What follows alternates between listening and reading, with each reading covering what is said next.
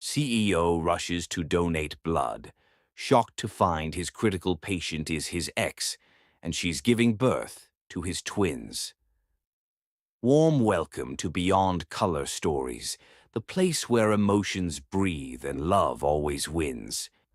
I'm your storyteller, James, and I hope you're doing well wherever you are in the world. Before we begin today's heartfelt journey, I have a small favor to ask you. Rate our stories out of 10 in the comments below. Be honest, should I keep pouring my heart into these stories, or is it time for me to pack up and quit? And to those of you who enjoy our stories but still haven't become a part of James's family yet, what are you waiting for? I kindly request you, please join our family by hitting that subscribe button. It's just one click, but it means everything to me and the life of these stories.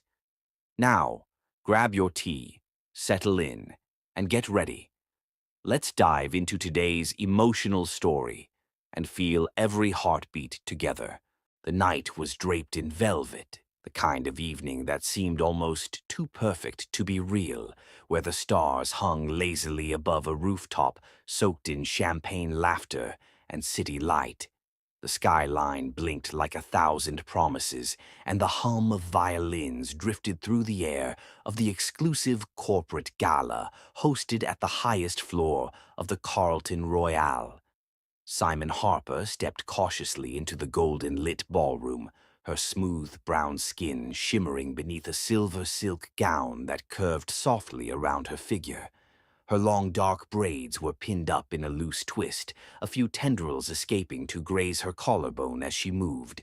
She was elegance incarnate, poised, unassuming, a striking beauty who blended into the crowd like moonlight, blending into water, quietly captivating.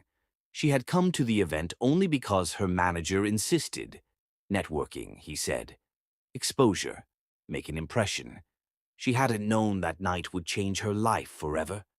Across the room, Mr. Albert Langston stood with a drink in his hand, the chilled glass nearly sweating against his skin, though his presence alone could turn heads colder than the ice in his bourbon. Dressed in a midnight black tuxedo that matched the dark waves of his neatly styled hair, his sharp jaw and serious eyes gave him the air of someone always 5 steps ahead, always too busy, too important, too unreachable. Yet that night something disrupted his calculated control. It wasn't a deal or a competitor. It was her. Simon. He noticed her the moment she walked in. Something about the quiet way she carried herself, not begging for attention like the others in the room, not flashing her name or job title to climb ladders. She stood near the balcony, sipping champagne alone, eyes lifted toward the stars, as though the city couldn't cage her dreams. He walked toward her not as the CEO of Langston Corporation, but as a man drawn by pure magnetic curiosity. Not a fan of ballrooms? He asked, his voice low, the kind that pulled people in without demanding. She turned her head slightly, surprised to be spoken to by him of all people. I like stars better than chandeliers, she replied softly, her voice like wind on warm glass, barely needing to try. That moment was the beginning of the dance, of the laughter, of the kind of conversation that goes beyond words, two strangers meeting under a moonlit sky and finding an unspeakable comfort in each other's silence. They danced once, then again, then again. Hours passed unnoticed, the room fading until it was just the two of them left in their own little world, her soft laughter tickling his ears, his eyes drinking in the way her lips moved when she talked. He told her about his company, how he built it brick by brick with blood, sweat, and strategies. She told him about her art, how color and light helped her escape the weight of growing up invisible in a world that praised everything she wasn't.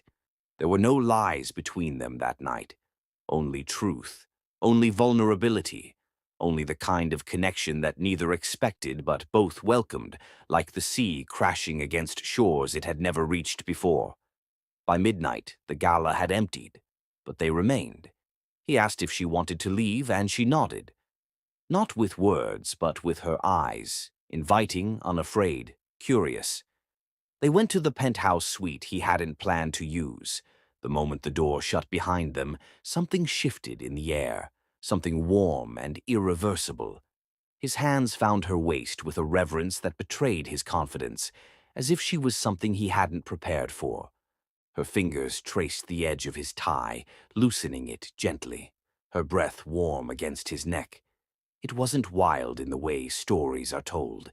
It was soft, slow, worshipful. A night made of sighs and stolen moments, where he whispered her name like a prayer, and she clung to him as if his touch was the first to truly see her. They didn't sleep that night.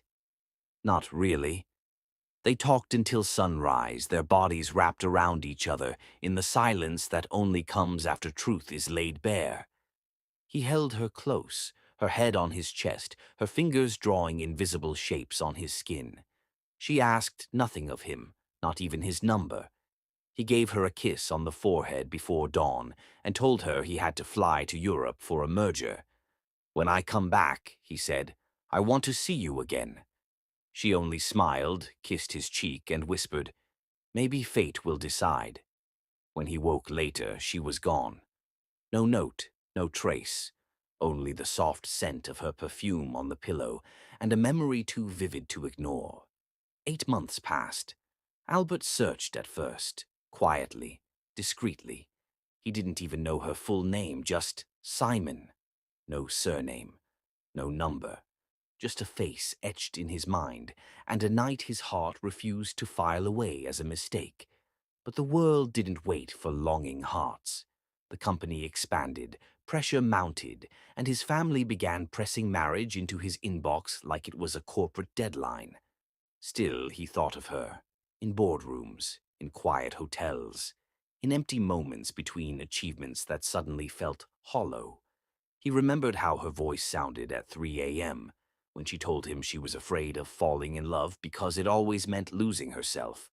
He remembered the shape of her laugh, the way she held his face like she wanted to memorize him. On a rainy Tuesday morning, his assistant burst into his office with panic in her voice. "Mr. Langston, the hospital called. They need urgent blood from your rare type. It's a woman. Critical labor, unconscious. She's lost too much." Without hesitation, he stood up, dropped everything, and raced to the car. The hospital was only 15 minutes away, but the traffic made it feel like 100. He didn't know why, but his hands were shaking. He felt cold. Somewhere in his bones, a dread he couldn't name had taken root.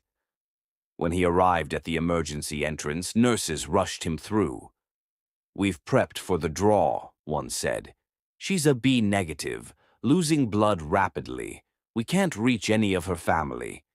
He nodded and sat down, rolling up his sleeve. "What's her name?" he asked casually, not ready for the answer. "Simon Harper." The world stopped spinning. His chest caved in, his breath caught. "Simon," he repeated, his voice hollow. The nurse looked up, confused by his tone. "Yes, she's in emergency delivery. Twins. We don't know if they'll make it." The words barely registered. Twins? Her? Pregnant?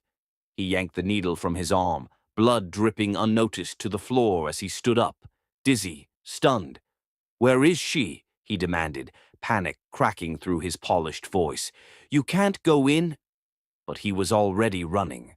Down sterile, white corridors, past gurneys and nurses, his heart thundering against his ribs. When he reached the viewing window of the operating room, he saw her.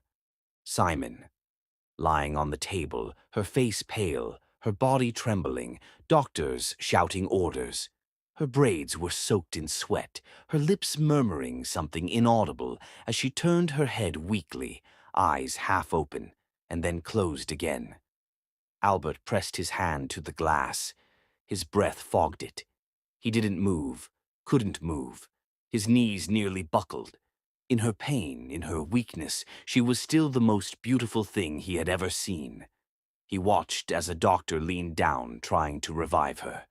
Monitors beeped erratically. One nurse sprinted to get more blood. Another prepared for an emergency C-section. Then a scream, a newborn's cry, then another. Two small, fierce, miraculous cries filled the corridor like music. Albert's breath caught. He didn't need a DNA test. He didn't need answers. He knew. His blood had always known. They were his. And now, so was she. Albert didn't blink as he stood frozen before the glass that separated him from the chaos. His hand was still pressed against the cold pane, unmoving as if trying to anchor himself to something tangible. Inside, the woman he had never stopped thinking about lay pale and lifeless, drowning beneath the sterile flood of white hospital lights. Her sweat-soaked skin glistened under the relentless pulse of fluorescent bulbs, while masked doctors moved swiftly around her body, their voices clipped, urgent, precise. There was no music in this room, no perfume of gala nights or whispered laughter, only machines screaming, hands scrambling, time bleeding away. "Heart rates dropping," someone shouted. "Push 5 more of O negative. Where's the donor unit?" "Here." A nurse ran in with a red bag clutched to her chest like it was gold. Albert's eyes traced every twitch of Simon's face through the glass, though her expressions were distant, barely there. Her lips, once warm and full of secret smiles, now trembled with pain. Her eyelids fluttered as if battling a darkness she couldn't yet escape. She looked so small, nothing like the vibrant, grounded woman he remembered under that moonlit gala. She looked like she was slipping. "I need to get in there," Albert growled, his voice low and firm, crackling with panic.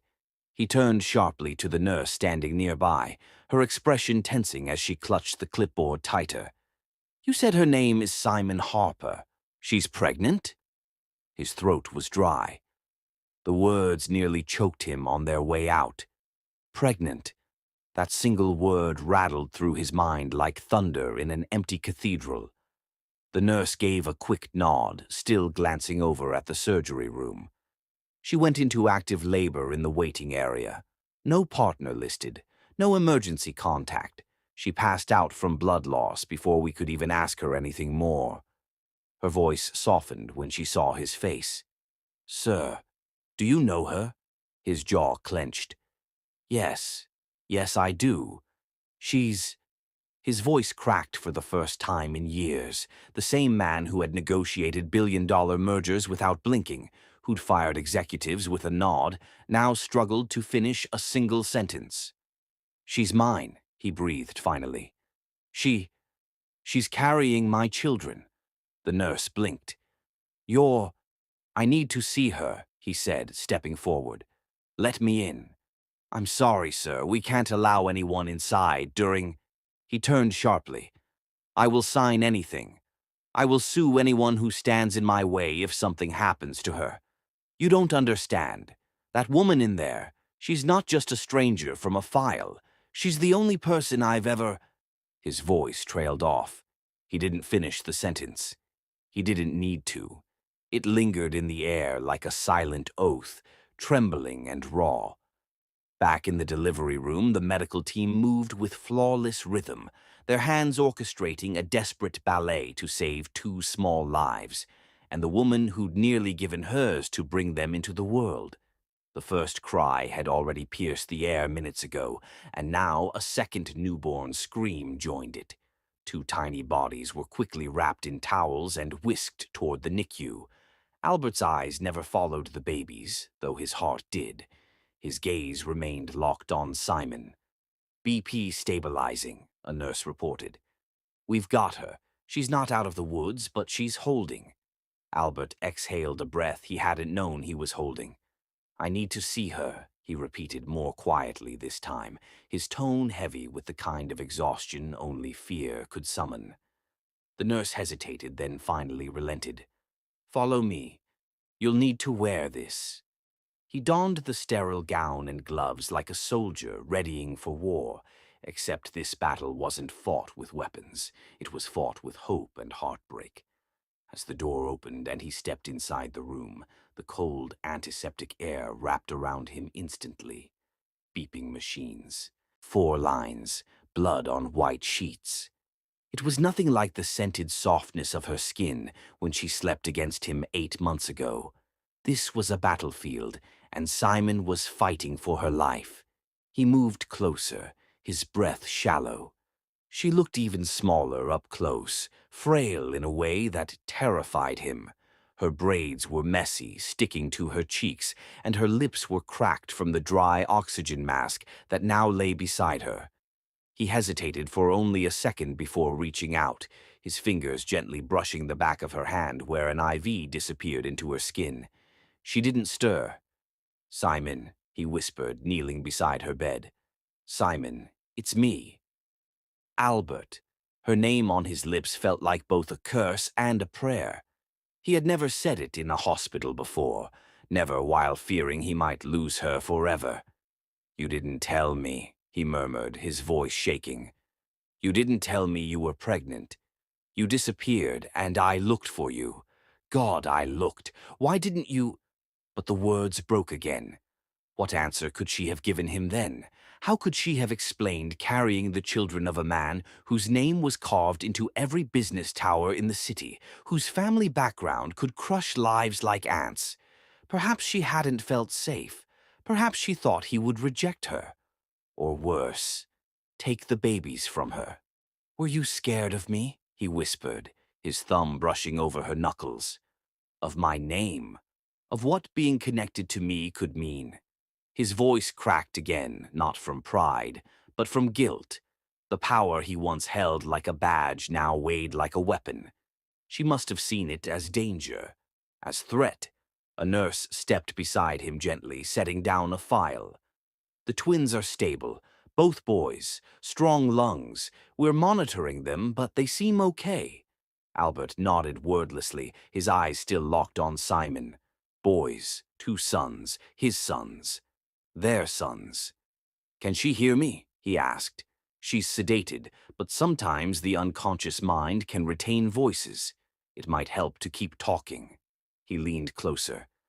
"Simon, I don't know if you're in there, but I swear to you, you're not alone. I'm here. I'm staying. I won't leave your side again. You gave me something I never expected, something I didn't know I wanted until just now.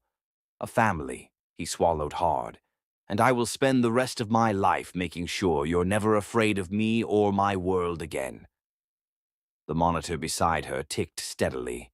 His voice grew softer. "Remember that night? At the gala? You told me you don't trust easy, that falling in love is like falling into fire for you. You said you've only ever had to be strong. You didn't let anyone carry you." He reached for her fingers and squeezed them gently.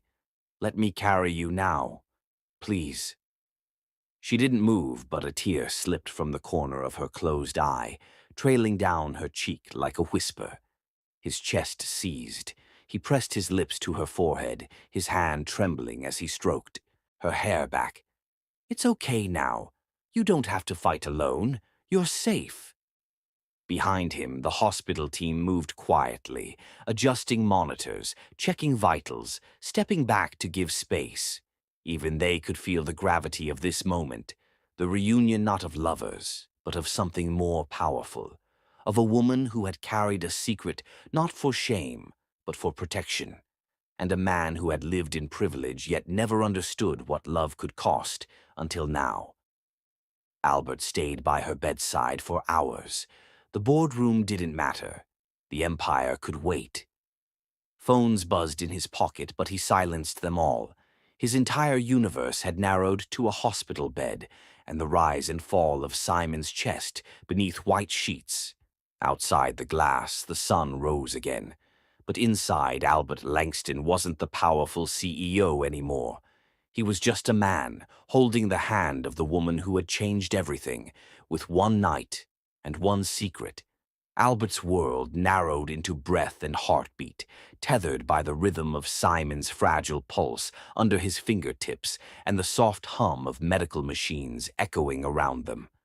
Time had melted in the quiet hours of the night. The harsh whiteness of the hospital room had softened as the sun slowly stretched its arms across the city skyline.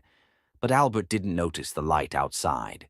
His entire universe was still kneeling at the bedside of the woman he hadn't been able to forget for 8 months, the woman who had just risked her life to bring 2 new ones into the world.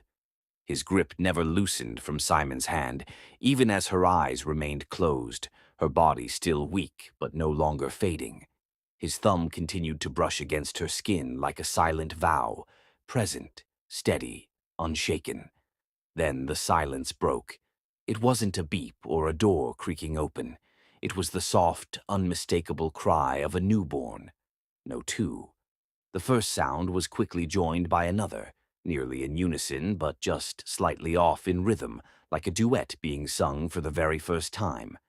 The cries echoed from down the hall, wrapping around the sterile corridors like music long overdue. Albert's head snapped up. His breath caught. Those cries, his chest recognized them before his mind even processed what was happening.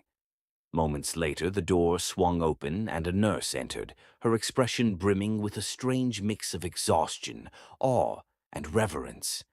In her arms were 2 impossibly tiny swaddled bundles, each one shifting softly, red-faced, with miniature fists curled into the folds of the soft white blankets. Their cries had quieted now, but the sound still rang in Albert's chest. "They're stable," the nurse said gently, walking over. "We wanted you to be the first to hold them." Her voice had lost the clinical formality it once carried. It was full of warmth now, as though even she could feel the gravity of this moment. Albert stood slowly, almost afraid to move too fast, as if the babies might disappear into vapor if he startled them. His gaze locked onto the nearest child first, then the other. And in an instant all the air was sucked from his lungs. His knees almost buckled. They had his eyes, both of them. Not similar, not vague familial echoes. They were identical. That deep grayish blue, edged with gold flecks that had been a Langston signature for 3 generations. But it wasn't just the eyes. It was the shape of the jawline, the subtle arch of the brows, the impossibly familiar way their lips pouted in sleep. He knew his own features. These boys, they were his, undeniably, impossibly his. The nurse saw the look in his eyes and something softened in her expression. "Would you like to hold them?" He nodded slowly, still unable to speak. She stepped forward and carefully placed the first child into his arms. The moment the baby's tiny body rested against his chest, Albert's entire world tilted. The warmth of that fragile little life against him, the weight, barely there, yet heavier than anything he'd ever held, it broke something open inside him. The baby stirred, one fist pressing against his father's suit jacket, and then stilled again as though sensing safety. And then the second child was placed into his other arm. 2 sons. At once, a heartbeat skipped in his chest. His arms, strong from years of lifting weights and swinging golf clubs and commanding boardrooms, trembled now under the soft, miraculous burden of fatherhood. They're mine," he whispered, but it wasn't a question anymore. It was a declaration, a realization that rattled the very foundation of who he was. The nurse nodded. "They've been healthy so far, a bit early, but strong. We didn't know the father's identity. Miss Harper never listed anyone on the medical forms." Albert lowered his head slightly, his cheek brushing against the soft top of the closest baby's head. "She didn't tell anyone," he murmured, more to himself than anyone else. "She carried this alone, all this time." The nurse adjusted Simon's IV quietly and then stepped away to give him space. As she exited the room, Albert slowly walked over to the chair beside Simon's bed and sat down with his sons in his arms. His eyes stayed on her as he cradled them, and his voice, soft and raw, returned. "I don't know if you can hear me, Simon," he began, watching the rise and fall of her chest under the blankets, "but they're perfect, just like you, and they're ours." His thumb stroked one baby's cheek gently. The little one shifted, his tiny mouth curling. Albert smiled faintly. They even scowl like me.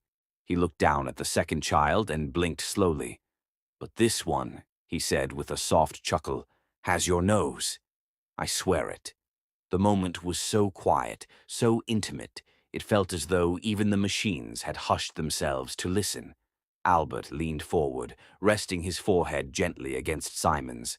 You didn't have to do this alone, he whispered. You never had to hide from me. I would have been there.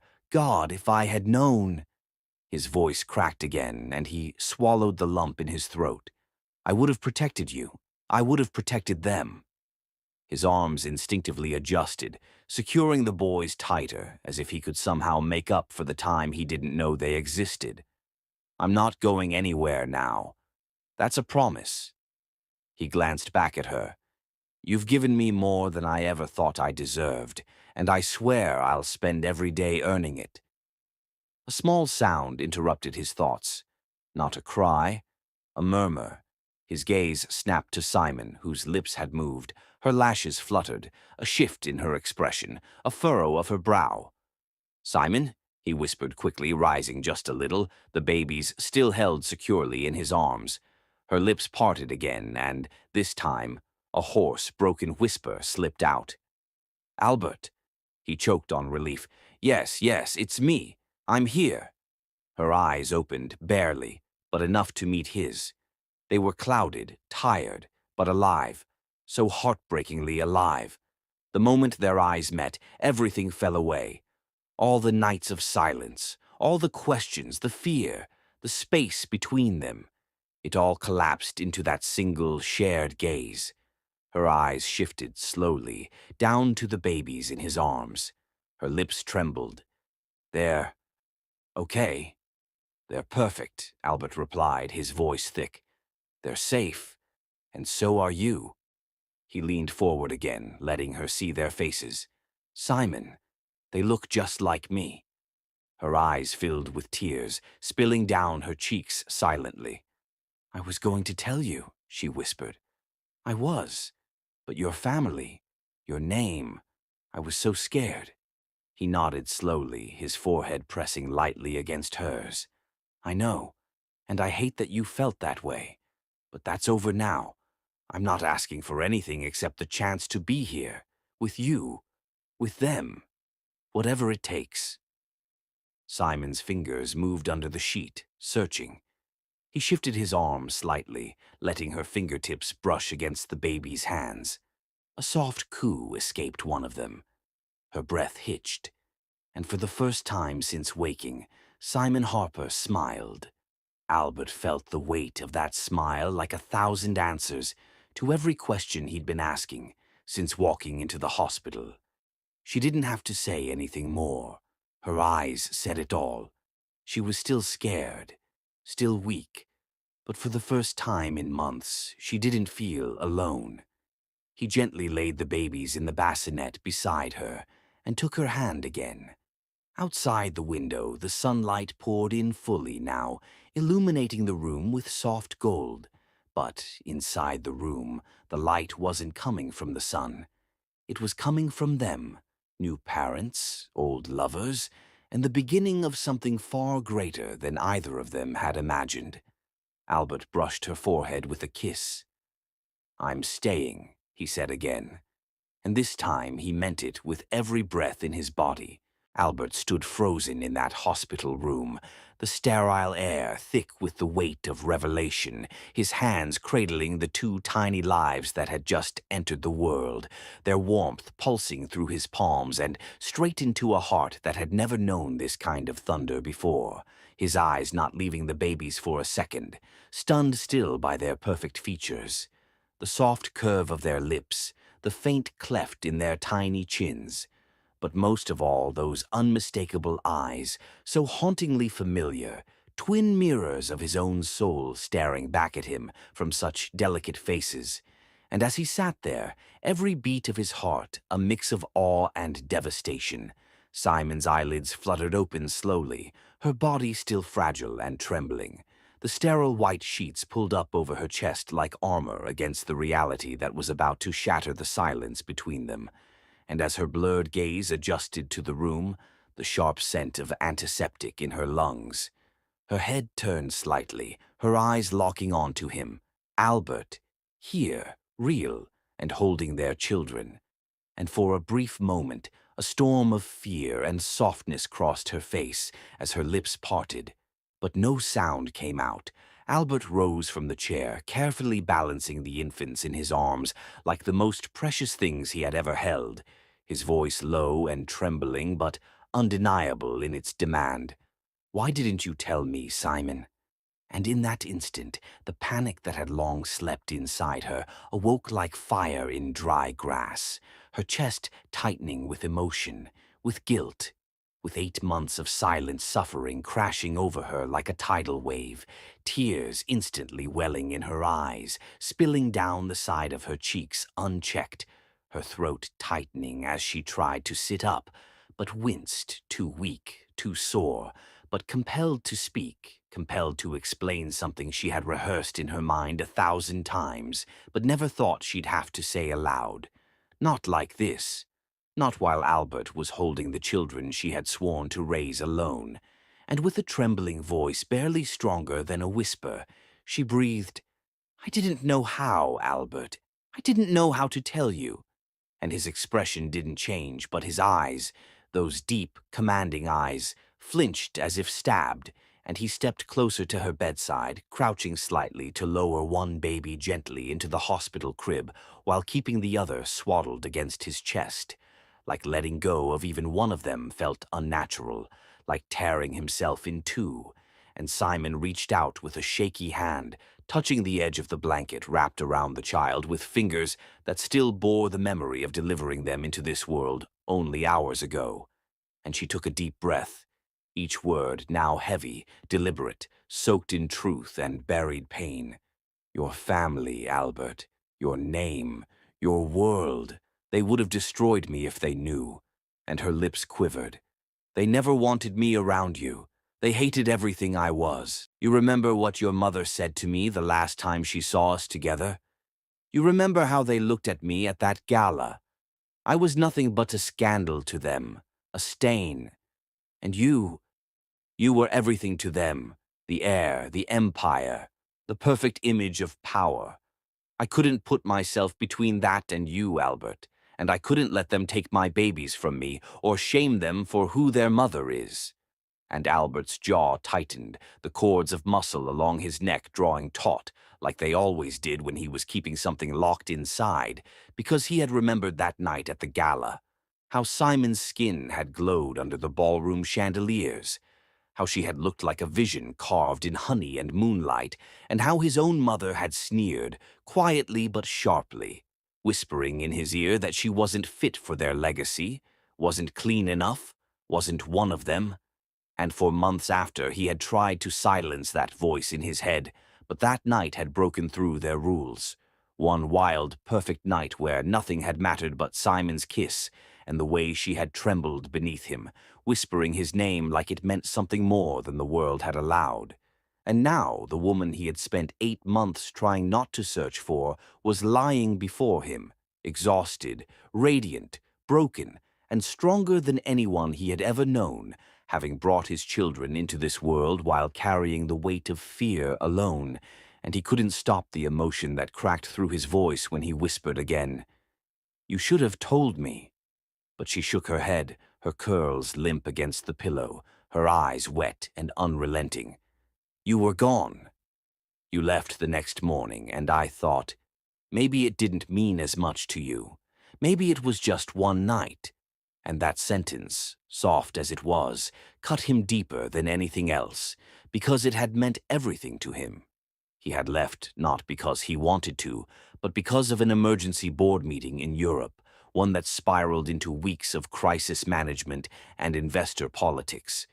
But he had looked for her afterward, called her phone, went to her apartment, even sent someone to check in discreetly.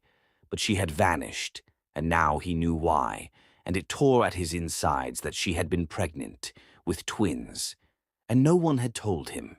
And worse, She had felt so unsafe that silence had been her only choice, and Albert looked down at the tiny life still asleep against his chest, then back at the woman who had brought them into the world without him, and something inside him crumbled, something old and hard and proud, and he reached for her hand, his fingers trembling as they laced with hers. Simon. No one, not my mother, not my name, not the board, not this entire damn empire will ever come before you and them again. I swear it. And her lips parted, unsure whether to believe him, unsure if it was just emotion or truth, or some dangerous mix of both.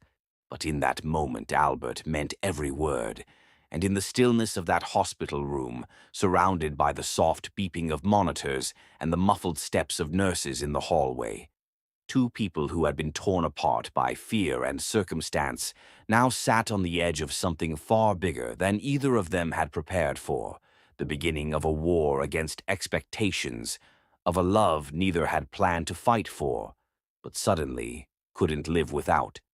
Albert sat there still for a moment, hand in hand with Simon, his grip soft yet unshakably firm, eyes flickering between her tired face and the baby nestled peacefully against his chest. But beneath the surface of his composed exterior, a storm began to brew, a silent, searing wave of emotions crashing violently into his ribs, and as the monitor's quiet rhythm echoed beside him, the words Simon had just spoken kept circling his mind like an unforgiving echo.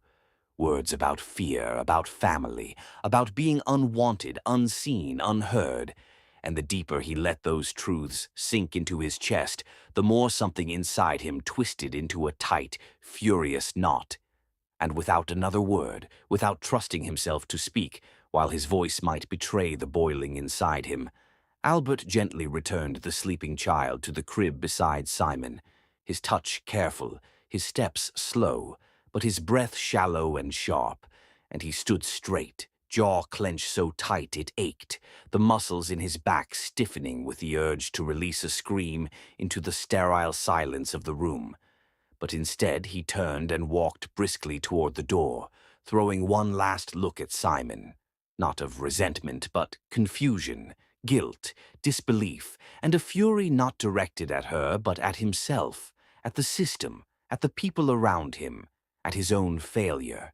And as the door closed behind him, Albert's polished shoes echoed down the white corridor like thunder down an empty canyon, each step heavier than the last, and when he reached the far end of the ward, he stopped, pressing both palms against the cool glass of a window overlooking the hospital parking lot, his reflection staring back at him. A powerful man, suited, sharp, admired, but suddenly so small in the face of something as raw and real as this. And he gritted his teeth, whispering curses under his breath, not to the heavens but to his own arrogance, to his blindness, because the pain in Simon's voice hadn't been laced with malice, but fear, honest fear. And how had he not seen it before? How had he allowed himself to believe she had simply walked away without cause, without explanation, when all along she had been protecting not just herself, but his children, their legacy, their fragile chance at life outside the poisonous whispers of his world? And Albert ran a hand through his perfectly styled hair, tousling it in frustration, eyes shut tight as memories of that night flooded him. How he had left her bed quietly the morning after, thinking he'd return soon, thinking it had just begun. But then the board summoned him and chaos erupted overseas, and he had let the weeks stretch into months without truly searching, without truly demanding answers. And wasn't that abandonment too? Wasn't that silence its own betrayal? And now, knowing she had carried twins alone, had labored without support, had planned a future for his children without ever asking him for a dime. It crushed him. It unmade something in him that he hadn't known was breakable, and for the first time in his adult life, the great Albert Chambers, CEO of the Chambers Group, master of mergers and headlines, felt small, felt shame, Not from a public scandal, but from the quiet realization that he had let the one person who mattered slip through his fingers when she needed him the most, and his fists curled against the glass as anger burst through his chest. Not at Simon. No, never at her, but at the machine around them, at the suffocating expectations, at his mother's poisonous words, at the cowardice that had kept him from chasing Simon when she vanished instead of letting himself believe it had been meaningless. And now he wanted to scream. He wanted to go back and destroy every wall that had ever stood between them, every cruel assumption, every hour he'd wasted assuming instead of asking. And with a deep breath that sounded like thunder being swallowed, Albert turned from the window, striding back toward the room like a man on a mission. But halfway there, he paused, glancing through the nursery window where the twins now lay under warm lights, wrapped tightly in hospital blankets, tiny fists curled, lips puckered in dreamless sleep, and his breath hitched. Not because they were his, but because they were. And yet he hadn't even been there when they first cried into the world, hadn't held Simon's hand through the fear, the pain, the miracle, and that truth cut him deeper than anything, more than boardroom betrayal or stock market crashes ever had.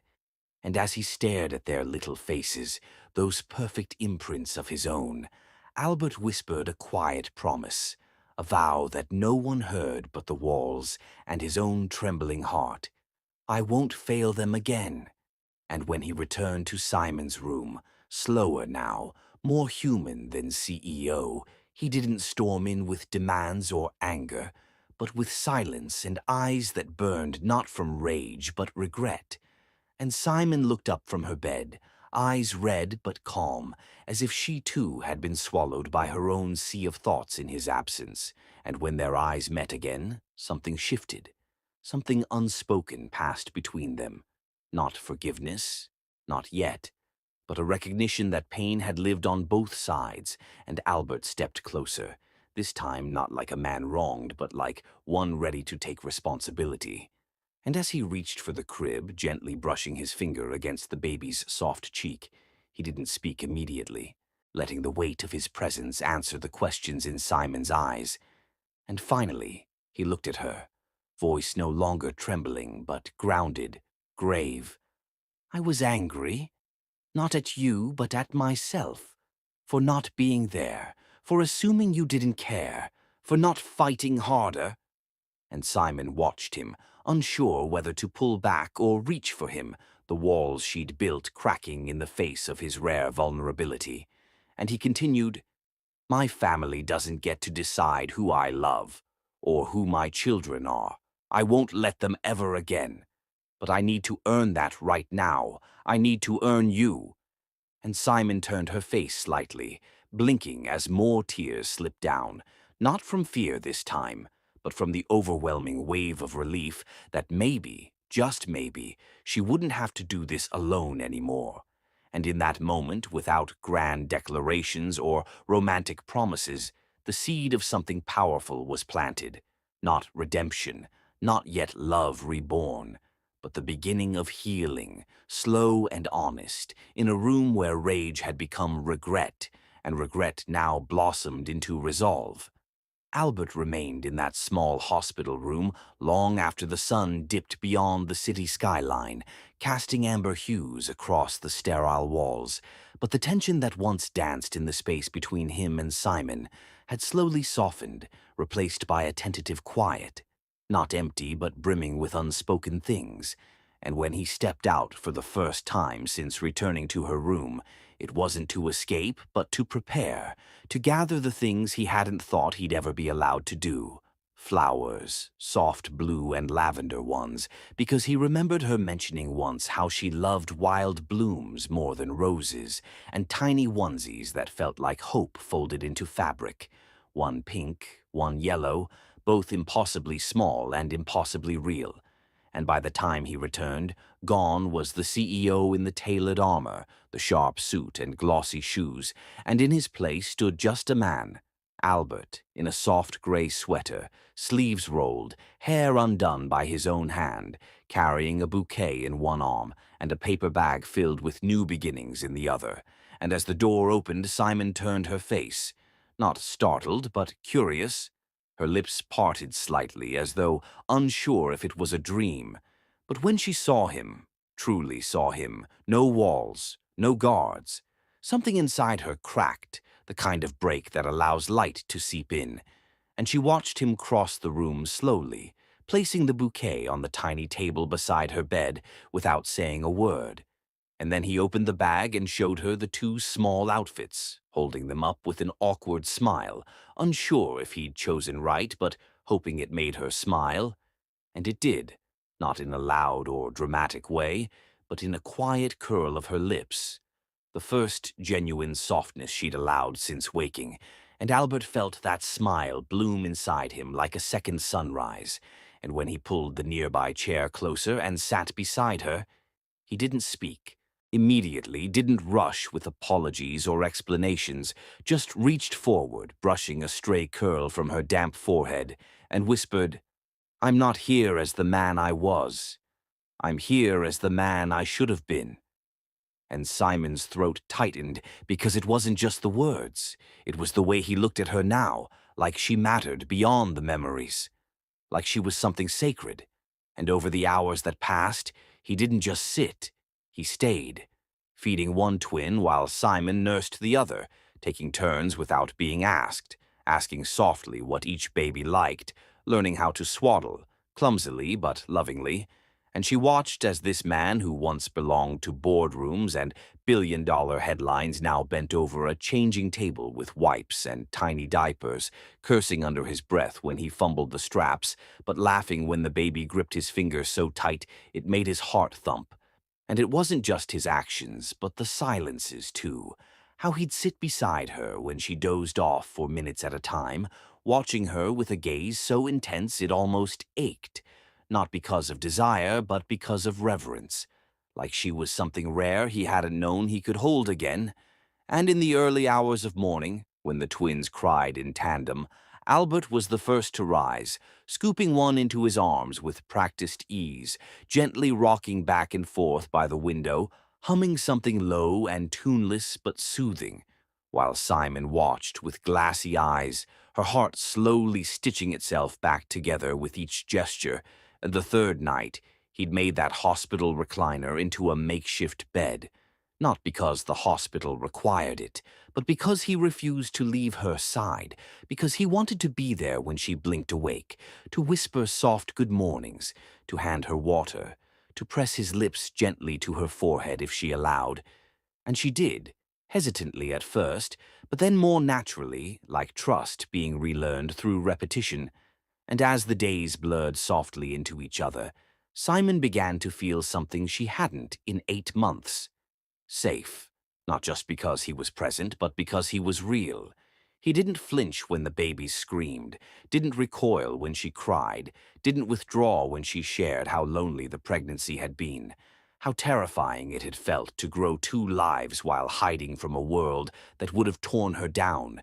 And Albert didn't interrupt, didn't try to fix her feelings with platitudes.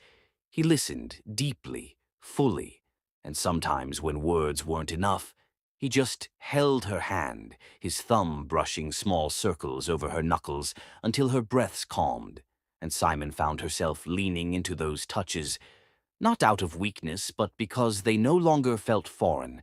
They felt earned, rebuilt moment by moment, and at night, when the hospital lights dimmed and the machines hummed in quiet rhythm, Albert would sit beside her bed, cradling one of the twins while watching Simon sleep, and each night he whispered things not meant to wake her but to stay in the air, confessions like, "I still remember how you laughed when I spilled wine on your dress that night," or "I dreamt about you more times than I'd admit," or "I think I'm falling again, only deeper this time." And though she never responded aloud, some mornings she woke with a softness in her gaze that told him she'd heard him, maybe not with ears, but with heart. And one quiet morning, While the twins dozed in their bassinets and the world outside stretched into dawn, Simon reached out first, placing her hand gently over Albert's where it rested on the bed rail, and he looked at her with surprise, then understanding, and said nothing, just laced his fingers with hers, and that gesture said more than apologies or declarations ever could. It said, "We're trying. We're healing. We're here." And in the hush of the hospital room where heartache had once echoed, love, slow and true, began to breathe again. The gentle hum of the hospital monitors blended softly with the sound of tiny breaths from the bassinets, the room dimly lit by the pale amber glow of the wall lamp above Simon's bed, and as the world outside lulled into silence, a tender moment was unfolding inside, one stitched together not with grand gestures or dramatic declarations, but with quiet, raw presence, the kind of stillness that says everything without needing to speak. And Simon, nestled against the pillows, sat upright with her knees lightly tucked beneath her hospital blanket, watching Albert as he gently swayed by the window, his arms cradling their daughter who had just begun to drift off after a midnight feed, his hands supporting her with the kind of reverence usually reserved for glass, as though he feared waking her or maybe feared breaking this moment of pure peace, and something about seeing him there, no longer the untouchable CEO, but a man full of gentleness and love, gripped her heart in ways she wasn't prepared for, and without meaning to, tears welled in her eyes, not from pain or exhaustion, but from a feeling she hadn't let herself feel in months. Comfort, real and unshaken, and it was as though every guarded brick she had laid around her heart, since the moment he left 8 months ago, suddenly became weightless.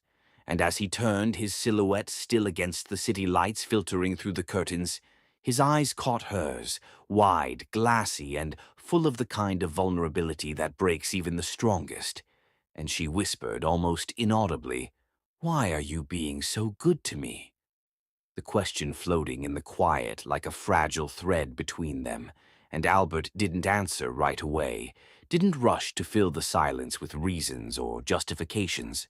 Instead, he walked slowly toward her, each step deliberate, their daughter now softly breathing in his arms, completely unaware of the silent storm, moving between her parents, and as he reached the bed, he lowered himself carefully beside Simon, laying their daughter gently in the crook of the bassinet that now stood closest to her mother's side, and when his eyes lifted to meet Simon's again, they weren't the eyes of a man seeking redemption.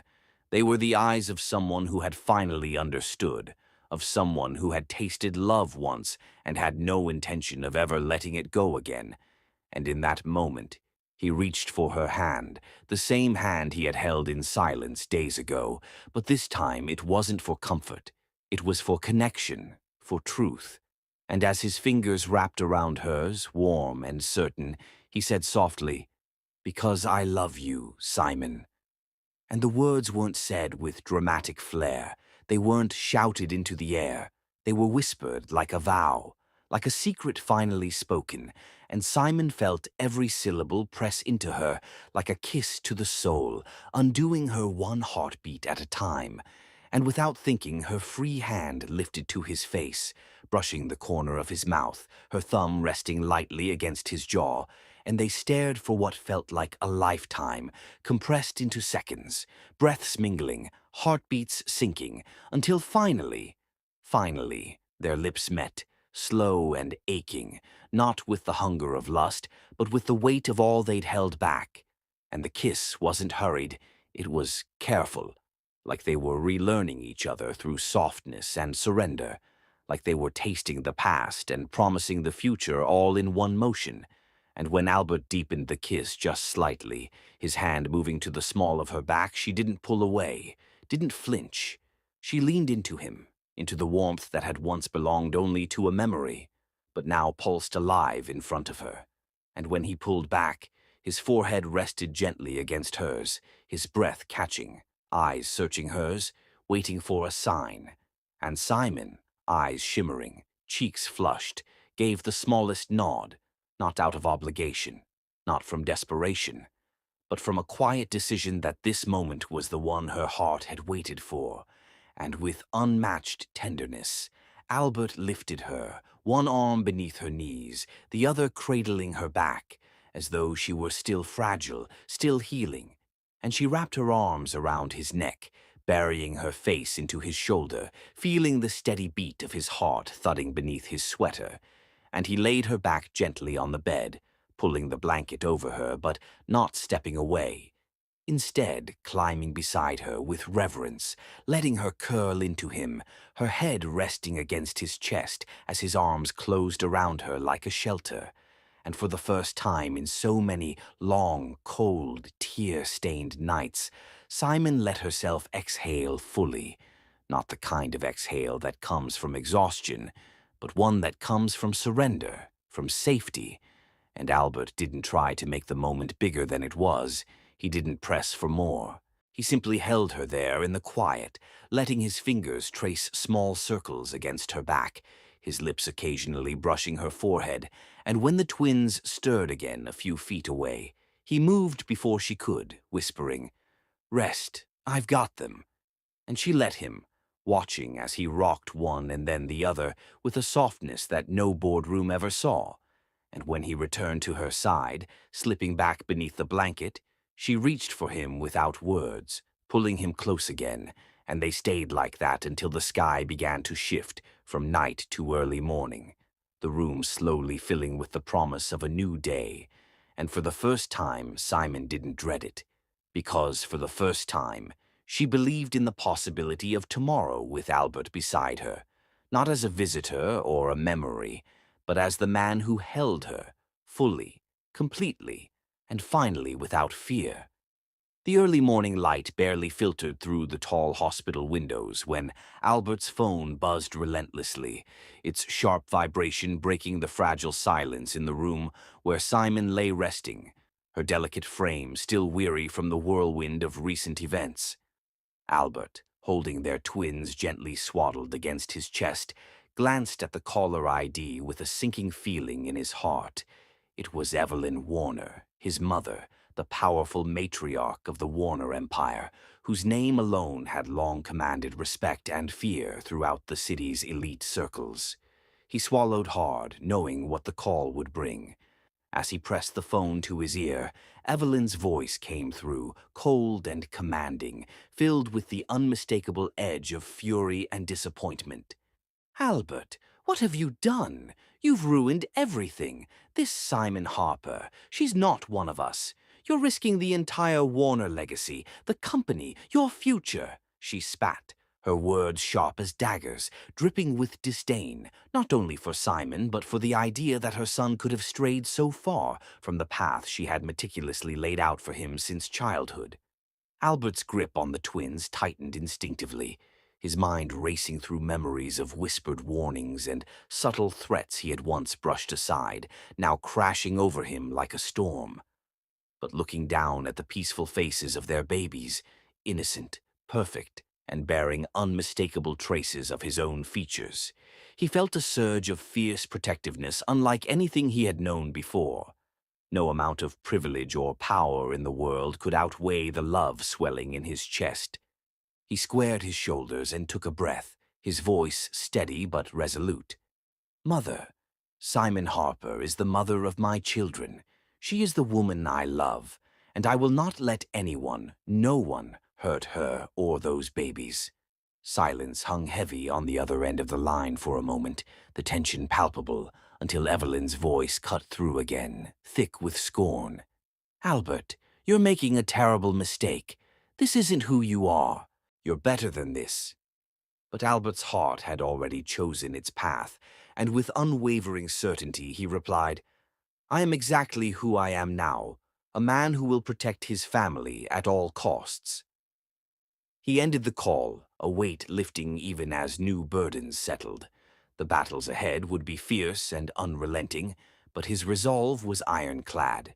He looked down at Simon, still fragile yet beautiful, her dark skin glowing softly in the hospital's muted light, and whispered, "No one will ever hurt you again.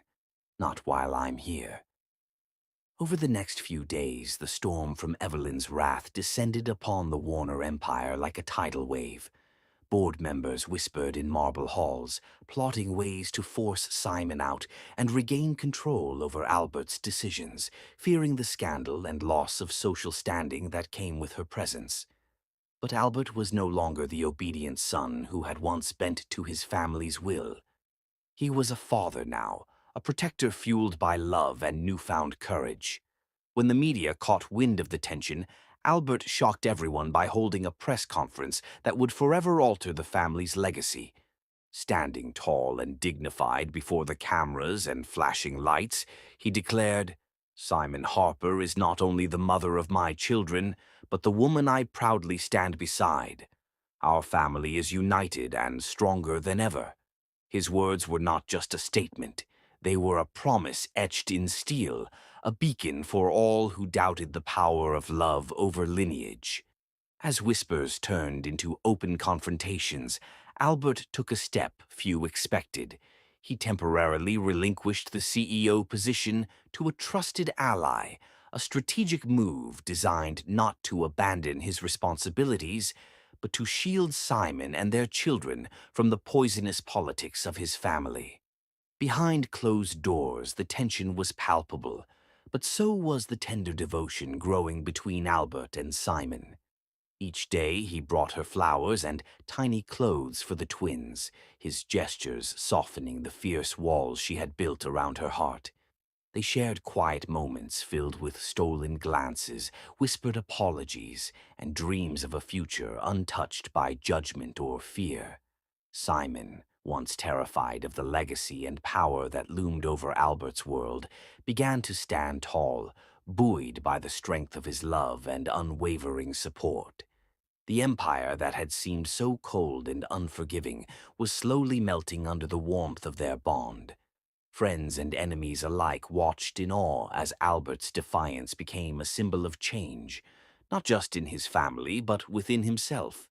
He was no longer the man defined by wealth and expectations, but by the love he fiercely protected and nurtured.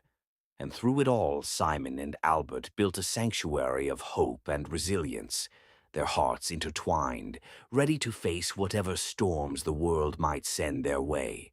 Because in their love, they found not just passion and romance, but a profound strength that no power or prejudice could ever break, proving that true family was forged not by bloodlines or social status, but by unbreakable bonds of trust, sacrifice, and unwavering devotion to one another.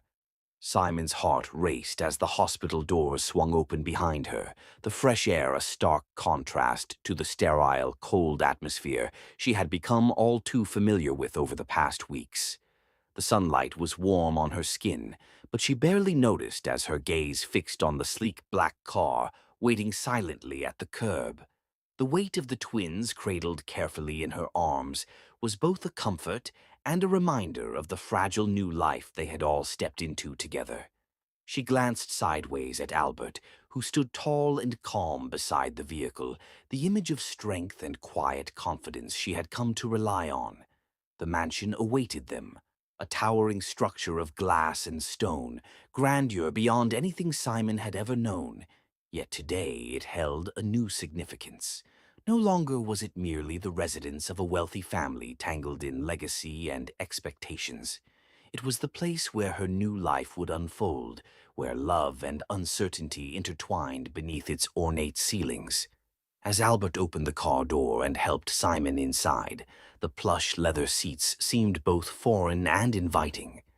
The soft hum of the engine was the only sound as they drove through winding roads, flanked by manicured gardens and towering trees that whispered ancient secrets in the breeze. Simon's fingers trembled slightly, brushing against the soft blanket swaddling the twins, a silent reassurance that this moment was real. Each mile that brought them closer to the mansion also brought a storm of emotions, a mix of awe, fear, hope, and a deep, unspoken longing for acceptance. She had been a stranger to this world, one where power and privilege often overshadowed genuine connection, but Albert's presence beside her, steady and unwavering, was a beacon of promise. Upon arrival, the grand gates opened as if by invitation from fate itself, revealing a driveway that curved gracefully toward the sprawling estate. The mansion's towering facade glittered under the afternoon sun, its vast windows reflecting the promise of new beginnings. As they stepped out of the car, Simon's shoes clicked softly on the polished stone, each step echoing in the cavernous entry hall where crystal chandeliers cast delicate prisms of light. The air was scented faintly with fresh flowers and something uniquely warm, a subtle invitation to belong. Yet beneath the beauty lay a nervous flutter in Simon's chest, a whisper of doubt. Would she truly fit here? Could she, a woman from a world so different, ever claim a place in Albert's life beyond the walls of this home? Albert sensed the hesitation, his eyes softening as he reached out and gently took Simon's hand in his.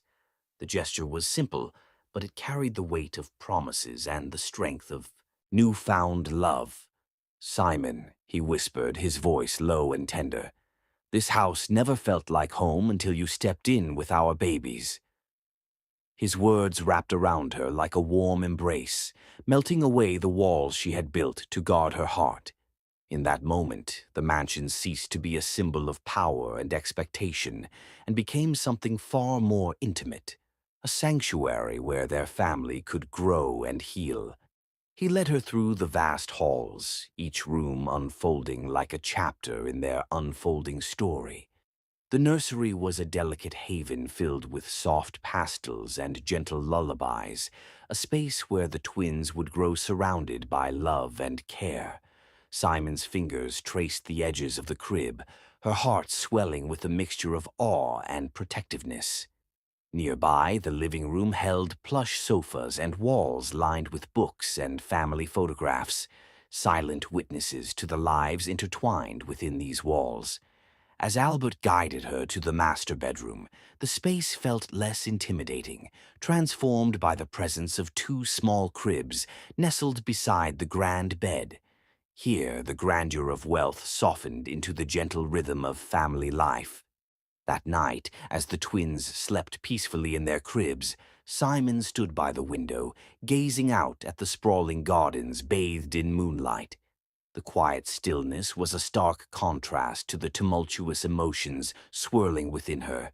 She was a woman caught between worlds, the simplicity of her past and the opulence of her present. The weight of Albert's family legacy loomed large, yet in his unwavering support and love, she found a courage that transcended fear. Albert joined her by the window, his presence steady and comforting. He brushed a stray lock of hair from her face and whispered promises that felt like a balm to her soul. Their first night together in the mansion was not just a physical space, but a sacred moment of reconnection and healing. Albert's touch was gentle, his kisses slow and reverent, as if rediscovering a treasure long hidden. Simon felt the barriers she had erected crumble beneath the warmth of his embrace. They spoke little, their shared glances and quiet sighs conveying more than words ever could.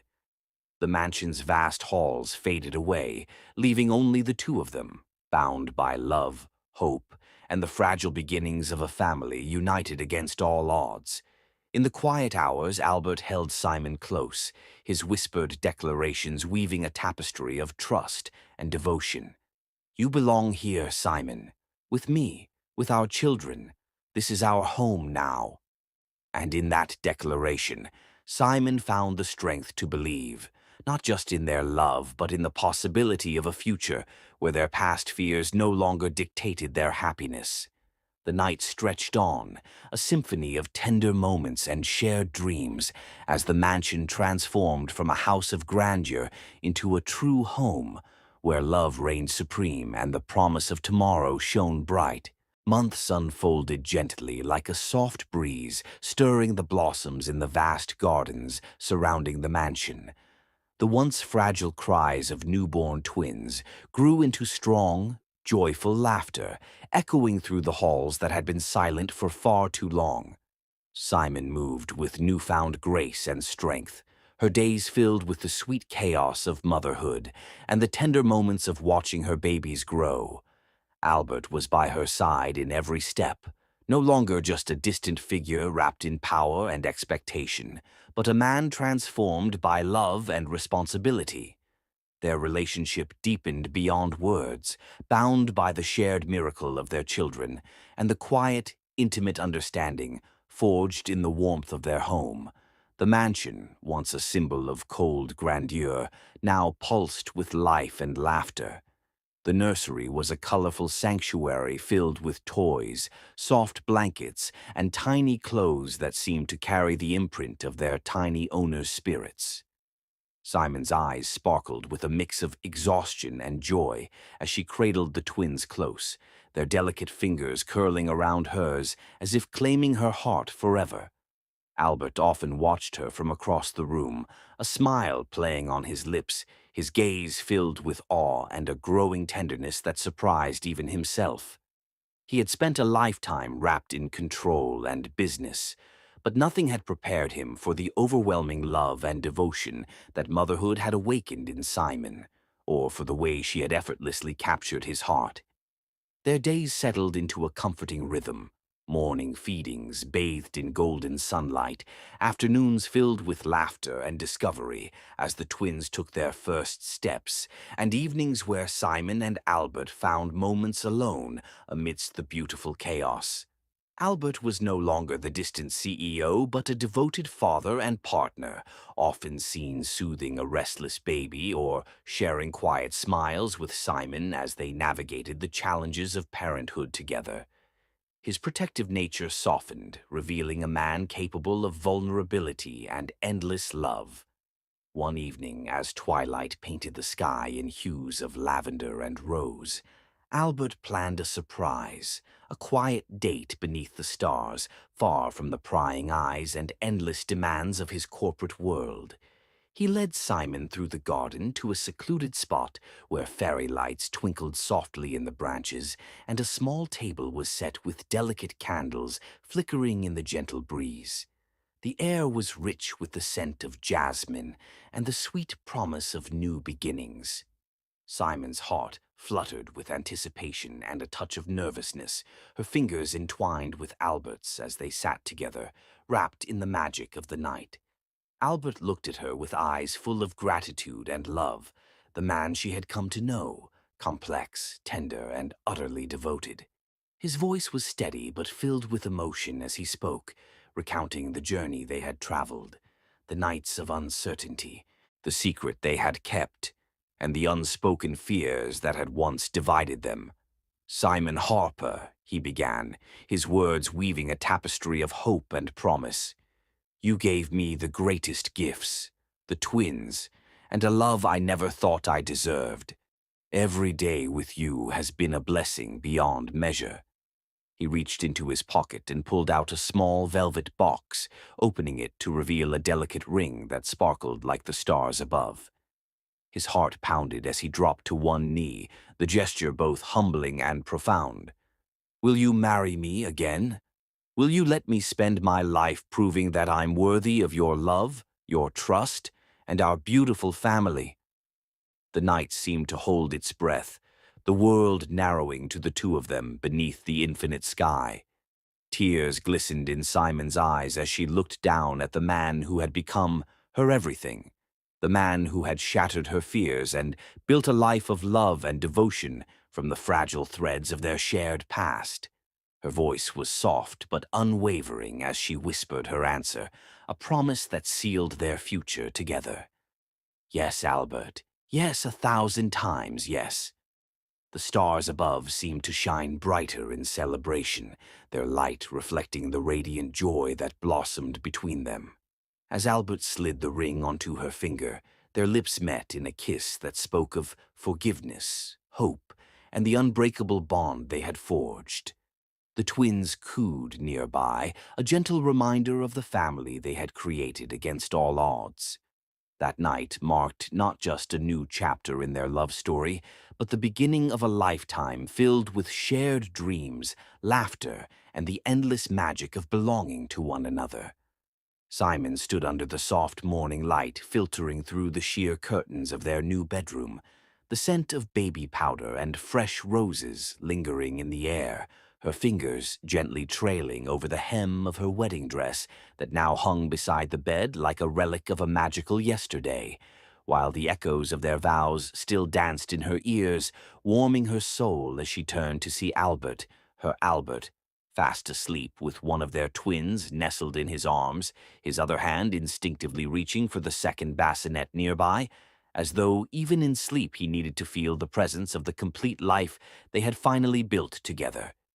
It was quiet, peaceful, and so unlike the chaos of the past months that had brought them here, from fear to fire, from heartbreak to healing, and now to this, an eternal calm, a silence no longer threatening, but comforting like a lullaby sung by love itself.